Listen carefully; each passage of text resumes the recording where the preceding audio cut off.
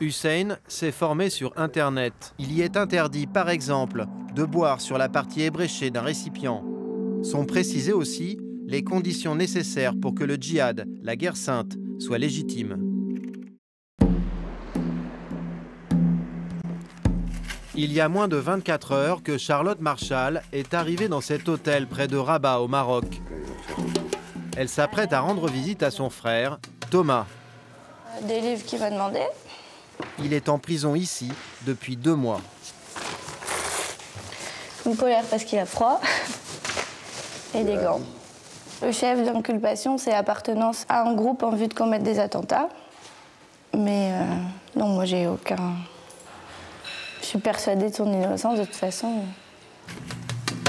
Son frère a quitté la France pour s'installer au Maroc. Il est aujourd'hui enfermé à la prison de Salé, dans la banlieue de la capitale. C'est là que sont regroupés les détenus soupçonnés de djihadisme.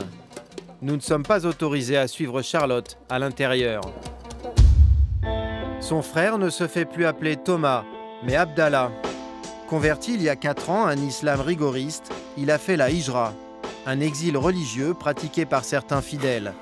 Ils quittent la France pour vivre leur foi dans un pays musulman. Nous retrouvons Charlotte à l'issue de sa visite en prison. Avec son beau-père qui l'accompagne, ils se rassurent comme ils peuvent. Il n'a pas arrêté de me dire, de me prendre la main et de me dire putain t'es là. Oui, oui, je suis là. C'est bien. Vous avez pu le serrer dans vos bras comme vous vouliez? Ah oui, oui, je lui ai sauté dessus. Et bah, porté, on a fait un tour, tout le monde nous a regardés. Le soir, depuis son hôtel, Charlotte parvient à joindre son frère. Nous en profitons pour l'interroger sur les motifs de son incarcération. Ouais, c'est bon? Parce qu'il y a une guerre qui se trame contre tout ce qui porte une barbe ou qui a des idéologies islamiques, qui sont musulmanes. On se rend compte que les Maroc ils veulent pas plus de nous que la France. Dans quel but ces Français convertis quittent-ils leur pays? Au nom de quel islam prennent-ils les routes de l'exil? Nous, en fait, on ne veut pas se soumettre aux lois des hommes, on veut se soumettre à la loi du Seigneur. Ces fondamentalistes seraient de plus en plus nombreux à fuir la loi des hommes, dans des pays musulmans comme le Maroc, mais aussi dans les campagnes françaises, où certains s'isolent à l'écart du monde et des caméras. Nous, ce qu'on voulait, c'est vivre à la campagne et essayer de vivre pleinement de l'islam comme on l'entend. Sur les traces de ces nouveaux convertis, nous avons remonté les chemins de ce qu'ils appellent la hijra.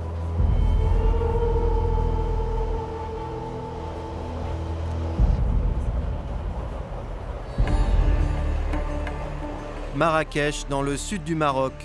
C'est ici que vivait Thomas, à l'écart du centre-ville touristique, dans cette banlieue populaire. Et il n'est pas le seul Français converti à s'être installé ici. Il a travaillé quelques mois dans ce snack, ouvert par Christophe, aujourd'hui nommé Abdul Karim. Savoyard comme Thomas, il a quitté la France il y a 4 ans. C'est de la bouffe américaine. D'ailleurs, French food, et on fait de la nourriture américaine, tu vois, il n'y a aucun lien. C'est une poubelle à clapper là qui dit merci. Ouais, bah justement, je vais le faire, ouais, t'as raison. Là, j'en parlais l'autre jour. Son restaurant est devenu le point de ralliement de ces Français venus comme lui faire la hijra à Marrakech. Ils n'ont pas choisi ce quartier périphérique au hasard. Là, je me suis installé ici dans ce quartier parce que l'islam, il est préservé. Pas à 100%, mais en tout cas, la mise en pratique, alhamdoulilah, elle est bien préservée de ce qui peut se passer dans le centre-ville.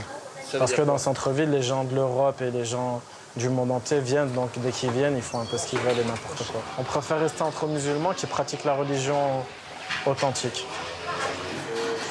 Ils sont une 50aine de Français convertis à vivre dans ce quartier. De jeunes hommes, mais aussi des familles.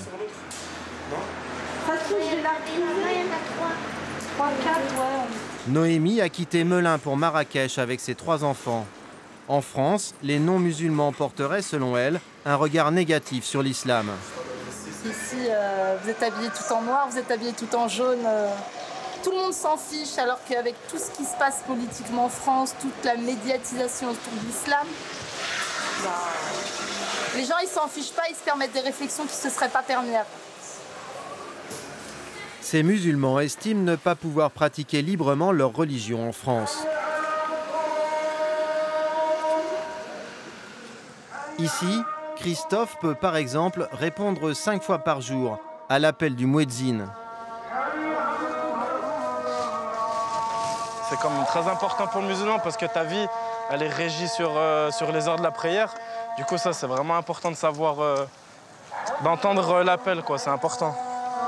Et ça, c'est incompatible avec les règles de la vie en France? Enfin, apparemment, hein, la démocratie, ça appelle à pas montrer de signe religieux particulier. Et ça, c'est pas possible. Pourquoi? Bah, pour un musulman, non, c'est pas possible. Parce qu'on doit être musulman à part entière, donc tout au long de la journée. Et donc, ça doit se voir? Forcément, ça doit se voir. Christophe et ses voisins pratiquent une lecture fondamentaliste du Coran, le salafisme. Salam alaikum. Un courant qui regrouperait 50 000 personnes en France. À peine 1% des musulmans français. Christophe est marié avec une Marocaine. Sa jeune épouse ne souhaite pas s'exprimer devant notre caméra, mais pour évoquer le parcours du jeune homme, nous sommes invités à boire le thé chez eux. Né chrétien, Christophe a découvert l'islam en France avec des amis maghrébins. Ça, c'est leur technique pour... Ils brassent pas avec la cuillère au Maroc. Ils brassent avec le verre. De toute façon, déjà en France, j'étais beaucoup avec les Maghrébins, du coup, ils font pratiquement la même chose, hein, si ce n'est la même chose. Cet ancien fan de hip-hop a rompu avec sa vie d'avant. Chez lui, plus de photos au mur. Fini aussi la musique et les films, interdits par sa religion. On n'a pas de star, on n'adore pas Michael Jackson ou des rappeurs ou quoi que ce soit. On fait dans le simple, en fait. On adore un Seigneur unique et voilà, on se passe des images avec des anges ou des prophètes ou de quoi que ce soit. On n'est pas dans ce délire-là. Christophe achète son premier Coran à 19 ans, dans un hypermarché. J'aimais bien les religieux. Quand j'étais à Saint-Jean-de-Maurienne, justement, je voyais le curé ou d'autres. Parce qu'à la base, j'étais chrétien. C'est vrai que je me disais, ah, c'est bien, ils ont légué leur vie à Dieu, ils obéissent aux commandements. Pour moi, ça m'inspire des bonnes choses. J'avais acheté le Coran en français. J'ai lu à peu près une centaine de pages. Et là, pour moi, personnellement, j'ai vu que c'était la vérité. J'ai vu que c'était le chemin à suivre. J'ai pas tout compris au début, mais déjà les grandes phrases, les grandes lignes, j'avais compris. À 25 ans, il se convertit, puis décide de quitter la France, selon lui trop perverti. Cette société, elle pense qu'à dénuder les gens, il faut boire de l'alcool, il faut s'amuser, faites ce que vous voulez. Si que tu sois sodomite ou homosexuel, tu fais ce que tu veux, c'est la liberté, la gay pride. Tout le monde doit être comme ça, sinon on est tout de suite mal vu. On est parti donc de ces terres-là pour émigrer vers des terres musulmanes. Mais apparemment, ces salafistes français installés au Maroc embarrassent les autorités locales. Qu'on le veuille ou non, on est surveillés, on est des étrangers. On doit pointer ici au poste de police, comme quand on habite à tel endroit. On doit se présenter, qui on est, pourquoi, comment on est là, voilà. Parce que voilà, ils ont peur, tout simplement. Ils ont peur qu'ils pensent qu'on va retourner notre veste et qu'on va faire sauter le pays, mais en réalité, c'est pas ça du tout. Christophe pratique un islam fondamentaliste, mais il ne prône pas le djihad. Il affirme s'y opposer. Alors pourquoi la police marocaine a-t-elle arrêté son ami Thomas en l'accusant de vouloir monter une cellule terroriste? Charlotte, la jeune sœur de Thomas, a décidé de mener sa propre enquête jusqu'ici à Marrakech. Elle découvre un contexte tendu depuis l'attentat de 2011 qui a provoqué la mort de 15 touristes sur cette place. Moi j'ai travaillé ici avec les Français. Quand ça a pété? Oui, on est sorti là. Ça allait pas bien. Ah, c'était un Marocain qui a fait les ça? Marocains. Il va prendre la prison. Je suis venue à Marrakech pour voir les frères avec qui Thomas habitait et au poste de police où Thomas a été convoqué les premières fois. Charlotte commence par se rendre dans ce quartier de banlieue où habitait Thomas, avec ses frères de religion comme il les appelle. Elle va d'abord rencontrer Christophe. D'après lui, le frère de la jeune fille aurait été arrêté parce qu'il se serait écarté de la discipline de vie d'un bon musulman. Et t'as essayé d'en parler un peu avec Thomas, des causes? Ouais, je lui en ai parlé plusieurs fois, ouais, il le sait. Hein. Franchement, ouais, il m'a dit, il sait pourquoi il est là-bas. Mais là, quand il était en prison, tu en as parlé avec... Ouais, j'en ai parlé il y a une semaine. Comme il traînait d'une part avec les musulmans pratiquants et de l'autre côté, il allait dans des endroits malsain avec des gens peu fréquentables. Donc la police a commencé à émettre des doutes sur lui, a commencé à le suivre. Et petit à petit, ils ont pensé que Thomas il était en train de changer physiquement et mentalement et qu'il allait peut-être préparer un coup pour faire sauter quelque chose dans Marrakech. Là, il essaye de faire les causes pour... Ces lieux jugés malsains par Christophe, ce sont des bars et des boîtes de nuit. Les fréquenter est inhabituel pour un salafiste. La police a donc suspecté Thomas de s'y rendre pour repérer les lieux en vue d'un attentat. Par ailleurs, le jeune homme aurait attiré l'attention lors d'une recherche d'emploi dans un centre d'appel. Selon le procès-verbal de la police, Thomas aurait refusé un emploi de voyance par téléphone pour des raisons religieuses. Et il aurait ensuite déclaré à la gérante « À ce moment-là, je l'ai informé que ce travail est du fait de Satan. Et puis je lui ai demandé la nationalité du patron du centre, s'il était juif ou non, et elle a répondu que non. » Des propos qui ne font que confirmer les soupçons de la police. Depuis, Thomas attend de passer devant un juge. Pour tenter de le faire sortir de prison, Charlotte retourne à Rabat. Nous l'accompagnons lors de sa visite chez l'avocat marocain de Thomas. Les nouvelles ne sont pas bonnes. Apparemment, le profil de converti de son frère ne plaide pas en sa faveur. Il faut des preuves pour pouvoir enfermer quelqu'un pour ces suspicions-là.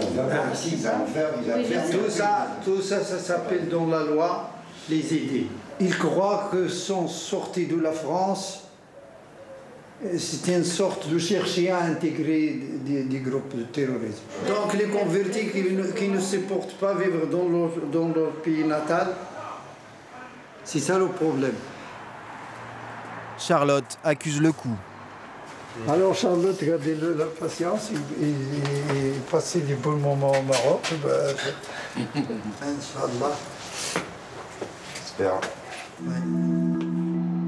Le lendemain, Thomas est extrait de la prison de Salé pour être transféré au tribunal. Nous avons pu le filmer avec un téléphone portable. Le voici au centre, en chemise bleue, derrière une vitre blindée. Présenté devant un magistrat lors de cette première audience, il risque entre 2 et 4 ans de prison. Il est conscient que voilà, il va pas sortir tout de suite, que c'est pas gagné quoi. Enfin, il sait qu'il va prendre une peine quoi. Comment Thomas s'est-il converti à l'islam salafiste? Nous partons sur ses traces, en commençant par un petit village de l'Aveyron, là où habite aujourd'hui sa mère, Annie, avec Marc, son compagnon.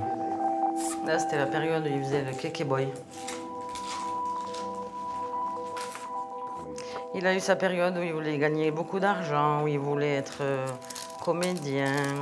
Après, il disait que finalement, il nous voyait tellement travailler, il disait que si c'était ça la vie, travailler comme on travaillait, que ça valait pas le coup. Le destin de cet enfant intelligent et sensible bascule lorsqu'il a 12 ans, avec la disparition de son père. Après le décès de son père, ça a été très difficile. Donc, il y a eu un moment au collège où ça allait pas du tout. Il séchait pratiquement tous les cours. Il était assez turbulent adolescent. Et ça, je dois reconnaître que sa religion, le Coran, a réussi quelque chose que moi j'ai raté. Moi, j'ai pas réussi à lui donner, à l'apaiser. Et voilà, c'est la seule chose que je peux pas dénier à cette religion, c'est que ça l'a apaisé. Elle est trop jeune. L'islam offre un cadre rassurant à l'adolescent.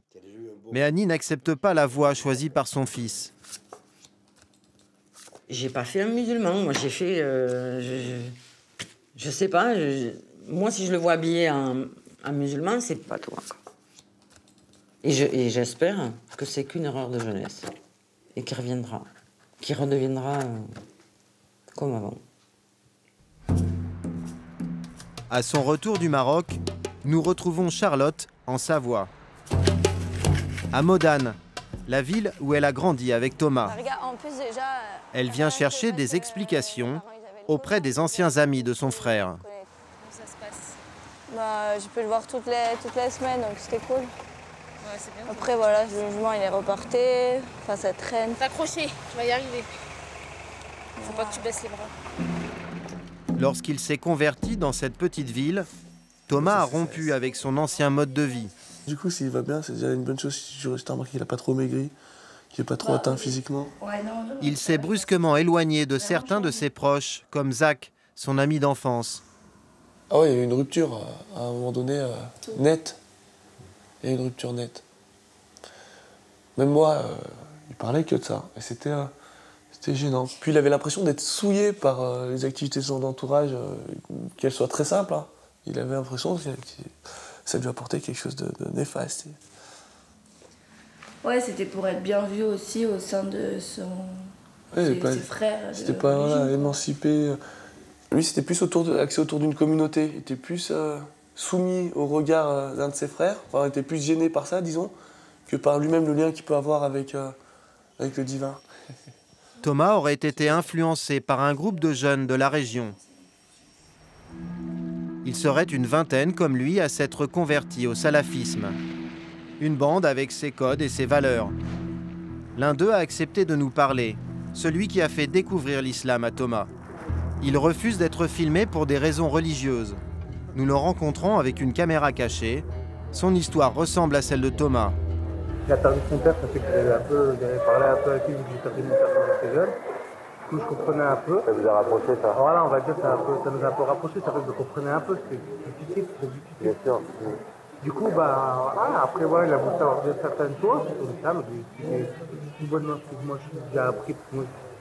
Il nous explique d'où provient sa conception fondamentaliste de l'islam. Vraiment très célèbre, c'est les pieux prédécesseurs. C'est-à-dire, c'est les pieux prédécesseurs, c'est ceux qui ont accompagné le prophète Mohammed. Eux, ils ont compris la religion d'une certaine façon. Bon, c'est sûr, dans l'époque où on vit, ils vont dire que c'est dur la religion. Une pratique qui les isole du reste de la société, mais aussi des autres musulmans. Loussen Iziki est le responsable de la mosquée que fréquentait Thomas. Il se souvient d'un jeune homme trop pressé. Souvent, les jeunes comme lui, en fait, ils veulent tout vite et tout de suite. Et ils ne prennent pas le temps de réfléchir. Et lui, c'est un peu le ressenti qu'on a eu. Thomas, voilà, est-ce qu'il y a eu quelques influences bonnes ou mauvaises? Ensuite, est-ce qu'il n'a pas su faire le tri peut-être, ou peut-être le côté naïf de sa jeunesse a fait qu'il est tombé peut-être dans des idées un peu... Je pense qu'il n'a pas pu peut-être contrôler. Donc ça, c'est souvent aussi ce que font la plupart des reconvertis. Ils se donnent des idées, en fait, tellement dures qu'ils croient en fait qu'il n'y a qu'eux qui ont raison, et puis ensuite, nous, on ne peut plus parler. Thomas a-t-il pu adhérer à des idées extrêmes? A-t-il pu se rapprocher de mouvements violents comme le djihadisme? Dans l'est de la France, nous avons retrouvé la trace d'un autre converti qui vivait dans le même appartement que Thomas, à Marrakech. Le jour de l'arrestation de Thomas, il n'a pas été emprisonné mais expulsé du Maroc par le premier avion. Nous ne divulguerons pas son prénom, lui aujourd'hui se fait appeler Hussein. Il ne souhaite pas être filmé, nous l'enregistrons en caméra cachée. C'est un jeune homme de 22 ans, souriant et accueillant, mais qui semble suivre sans aucun recul les règles strictes du salafisme. À la base, on ne te demande pas de comprendre. Dans l'islam, on te demande, entre guillemets, d'agir. Si tu comprends, c'est bien et c'est mieux. On ne te demande pas de comprendre. Et nous, on n'est pas là pour dire oui ou non notre propre opinion. Un texte, tu dois le faire. Hussein s'est formé sur Internet. On y retrouve des sites salafistes entièrement rédigés en français. Des religieux, majoritairement saoudiens, y ont codifié chaque instant de la vie d'une manière très précise. Il y est interdit, par exemple, de boire sur la partie ébréchée d'un récipient ou de manger des dattes, 2 par 2 sans le consentement des autres convives. Il y est permis mais déconseillé de manger ou de boire avec des chrétiens. Sont précisées aussi les conditions nécessaires pour que le djihad, la guerre sainte, soit légitime. Est-il obligatoire de partir au djihad dans un moment pareil? Le djihad devient obligatoire si les gens appellent à lui. Ça, c'est une première condition, sinon il n'y a pas. Donc il dit qu'il ne faut pas partir à l'eau. Voilà. C'est-à-dire pour l'instant, il n'y en a pas. D'accord. Pour l'instant, il n'y en a pas. Après, quand il y en aura, c'est autre chose.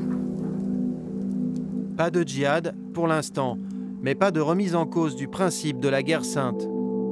Sur la page d'accueil, une simple mise en garde contre le terrorisme et les agissements du groupe État islamique. Pourquoi Hussein a-t-il lui aussi basculé dans cet islam fondamentaliste? Dans un petit village alsacien, nous avons rendez-vous avec son père, qui va nous donner quelques clés. Son fils a arrêté le collège en 3e, et il a surtout connu des échecs dans le basket de haut niveau auquel il se destinait. Il était bon au sport, et quand il y avait des sélections pour passer dans des équipes nationales, il n'a pas été pris. Il a eu des entraîneurs qui étaient très durs. Je pense qu'il a eu suffisamment de mauvaises expériences autour pour être déçu un peu par la vie en général, quoi. Par le travail ou par l'école ou comme ça.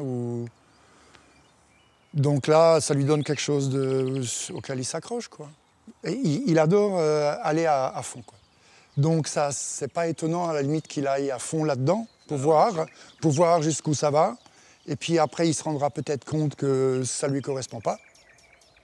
Un père qui respecte le choix de son fils et tente de garder le contact. Mais Hussein, lui, semble avoir trouvé dans le salafisme une nouvelle famille, quitte à tourner le dos à celle qu'il a vue naître et qu'il a élevée. Alors par exemple, ta famille, ils ne sont pas musulmans, ils ne sont pas salafistes. Tu les considères comment? C'est des mécréants pour toi? Bien sûr. C'est ma mère, je l'aime, c'est ma mère, parce qu'elle vous a porté pendant 9 mois, elle vous a éduqué, vous avez le rendre. Mais vous la détestez, bien sûr, parce que c'est... Elle insulte Allah par sa mécréante parce qu'elle ne se soumet pas. Donc bien sûr, on la déteste plus qu'on l'aime, mais on l'aime comme ça.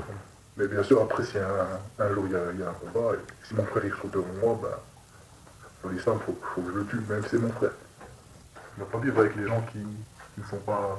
Parce que si t'es pas avec l'islam, t'es forcément contre, même si les gens ils disent non, je suis pas contre l'islam, mais nous, pour nous, celui qui n'est pas avec nous, il est contre nous. En rupture avec sa famille et avec tous ceux qu'il considère comme des mécréants, Hussein n'a pas renoncé à la hijra. Le lendemain de notre rencontre, il est reparti pour l'Algérie. Il est aujourd'hui en Mauritanie. Pour retracer son itinéraire religieux, nous nous rendons dans la mosquée de son village, où il s'est converti. Les fidèles pratiquent ici un islam bien éloigné du salafisme. Ils se souviennent du jeune homme, mais nous affirment n'avoir eu aucun moyen d'influencer son interprétation du Coran.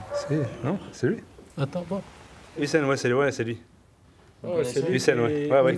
Il se mettait là. Il était là, ouais. Et il était là. Ouais. Mais t'es bien, Hussein, il n'y a pas de souci. Hein. Non, je veux dire, dès le moment que la personne vient se convertir, ben on va pas entrer dans le détail et de dire qu'est-ce que tu vas faire plus tard, est-ce que tu vas... C'est lui qui fait son cheminement. C'est pas nous de le diriger. Hein. De le recadrer si besoin. Recadrer s'il vient vers nous, mais s'il vient pas. S'il vient pas, on va pas aller vers lui pour lui dire ce qu'il a à faire. Hussein a ensuite fréquenté à Mulhouse une école où sont dispensés des cours de langue arabe et de religion. Une centaine d'enfants abonnés à des cours par correspondance suivraient ici des heures de soutien scolaire. Mais s'agirait-il d'un système parallèle, en marge de l'éducation et de la société française? Voici ce que le responsable de cette association nous autorise à filmer. Des classes pour les cours et une grande salle polyvalente. C'est là que Hussein, le jeune converti, prenait des cours de religion avant de partir au Maroc. À l'issue de notre visite, le responsable de l'association accepte de répondre à nos questions, mais refuse d'être filmé. Nous l'enregistrons en caméra cachée. C'est-à-dire qu'en fait, quand les enfants sont là, ils prient ici effectivement, donc ça fait partie de leur activité. On exploite au maximum la journée, c'est les enfants, et le soir, c'est les adultes. Donc les cours, pour uniquement soit religion, soit langue arabe. Ouais. Pour quelles raisons les parents qui vous confient leurs enfants? C'est clairement et nettement pour préserver leurs enfants d'une éducation qui ne leur convient pas. Donc l'éducation liberticide qu'on va trouver par exemple dans le public ou dans les cours de récré, j'y étais donc je m'en souviens quand même, c'est là qu'on apprenait à fumer, c'est là qu'on apprenait à boire, c'est là qu'on faisait nos premiers baisers, tout se passait là. Donc tout ce qui est mauvais pour la vie, on va dire, on essaye de s'en écarter. En janvier dernier, quelques jours après les attentats de Paris, la municipalité de Mulhouse a fait fermer cette école. Officiellement, les locaux de l'association n'étaient pas aux normes. Après un procès gagné en référé, l'établissement a pu rouvrir. Mais son avenir n'est pas encore tranché. Le préfet du Haut-Rhin s'interroge sur le contenu des enseignements qui reçoivent enfants et adultes. On ne peut pas s'improviser école clandestine à côté de la République, clairement. Il faut rester en parfaite visibilité des autorités chargées de l'éducation. Ces associations peuvent plus ou moins véhiculer également des formes d'islam radical. On ne va pas s'en cacher. Bon, ça existe, et c'est aussi un sujet qui peut être un sujet de préoccupation. Une volonté de vivre en marge de la société qui pousse de plus en plus de musulmans fondamentalistes à partir. Mais pas forcément à l'étranger. Certains d'entre eux choisissent de s'isoler dans des zones rurales françaises. C'est la hijra des campagnes. Châteauneuf-sur-Cher, en plein centre de la France. Dans cette bourgade de 1500 habitants, une communauté musulmane d'une trentaine de personnes. Au pied du château du XVe siècle, ils ont acheté une maison et l'ont transformée en salle de prière. Ce groupe de fidèles vit depuis une quinzaine d'années dans ce lotissement HLM. L'accueil y est plutôt froid. Bonjour. Ah non, d'accord, on peut discuter quand même. Parmi les membres de cette communauté, plusieurs sont des convertis. L'un d'entre eux accepte de nous ouvrir sa porte. Nous le filmons avec une caméra discrète et le questionnons sur les raisons de son exil volontaire à la campagne. Quand on est parti des grandes villes, on s'entendait, on voulait vivre l'islam comme on l'entend, on vivait un peu. C'est les quelques familles qu'on est là. De toute façon, ça n'a pas augmenté, ça n'a pas gonflé depuis, on est toujours les mêmes. On pas... Et les 5 familles habitent dans le coin là? Oui, d'accord. Mais bon, j'ai pas envie de discuter, c'est bon, là déjà je vous ai un peu parlé. Mais, Les enfants, ils sont scolarisés à l'école ou chez vous? Il y en a à l'école, il y en a au CNED. Parce qu'il n'y a pas le collège ici. Les plus grands de ces 6 enfants ne vont pas au collège et étudient chez eux avec des cours par correspondance, comme à Mulhouse. C'est bien, nos filles sont voilées. En plus, on respecte la loi. On nous dit d'accord, pas de voile à l'école. Alors, on essaie de trouver un autre moyen. Nous, on essaie de pratiquer. On fait de mal à personne. Bon, allez, bonne journée. Au revoir. Ils fuient les villes dont ils rejettent le mode de vie. Il ne serait que quelques dizaines dans toute la France. À Châteauneuf, l'imam a théorisé sa démarche dans ce fascicule. Il y présente les musulmans comme une communauté menacée. À chaque fois que les musulmans sont une minorité vivant parmi une majorité de non-musulmans, ceux-ci les persécuteront et feront tout pour les empêcher de se soumettre totalement aux ordres d'Allah. Y figure aussi un plan de ce village idéal, avec la ferme, la mosquée et même les palmiers. Au début, les habitants les ont observés avec une méfiance mêlée d'inquiétude. Aujourd'hui, ils sont plutôt déconcertés par ces voisins très discrets. C'est des personnes qui sont dans leur coin et on les entend pas. Ils partent le matin tôt, ils vont prier. Le soir, ils partent à la tombée de la nuit, ils vont prier également. Et puis à côté de ça, ils font leur petite vie tranquille, totalement à l'écart en fait. Oui, on est dans un lotissement, mais ils sont dans leur bulle, donc ils parlent absolument pas avec nous. Ils sont dans leur monde. C'est pas, on dirait une secte en fait.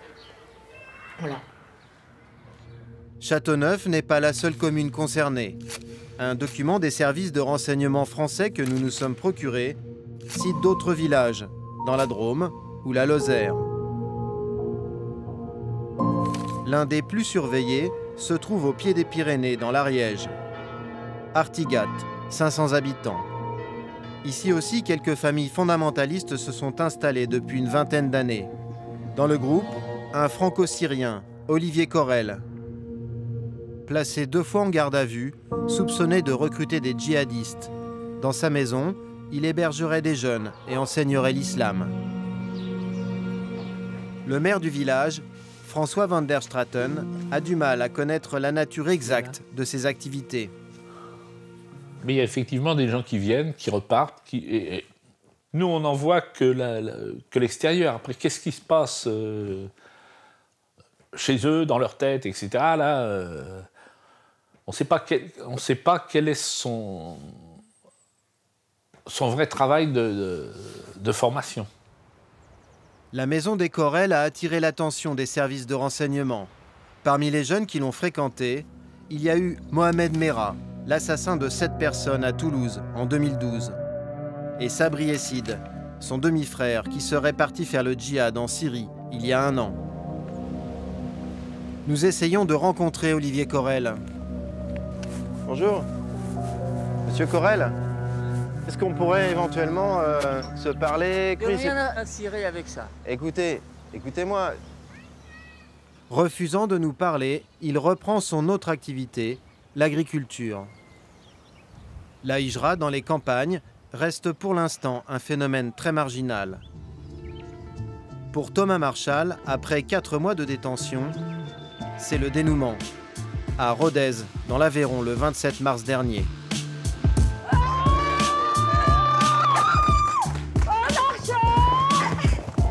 Les autorités marocaines viennent de le libérer. Sa sœur Charlotte et toute la famille sont venues l'accueillir.